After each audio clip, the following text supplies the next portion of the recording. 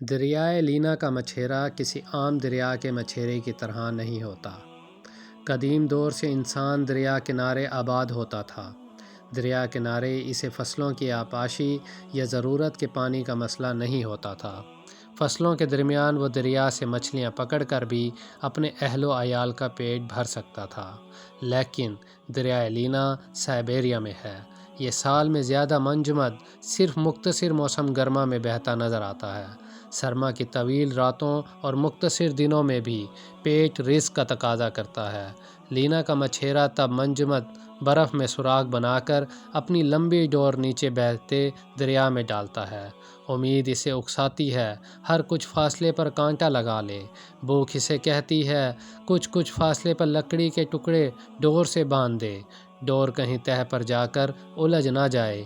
ڈور اس سوراخ میں ڈال دی جاتی ہے اور اوپر مچھیرہ دور دور تک سفید برف کے صحرا کو دیکھتا ہے۔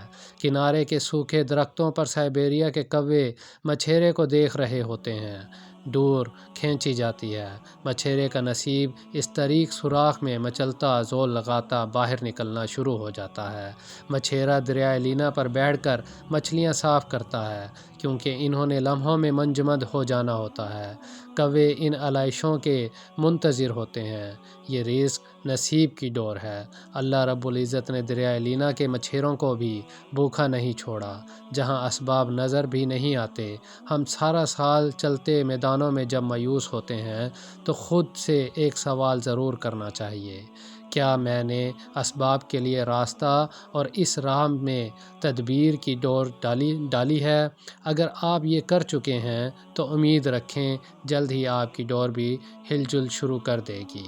عزیز ساتھیوں، اس کہانی سے ہم نے سیکھا حرکت میں برکت ہے۔ جتنی محنت کی جاتی ہے اتنا اس کا پھل ملتا ہے۔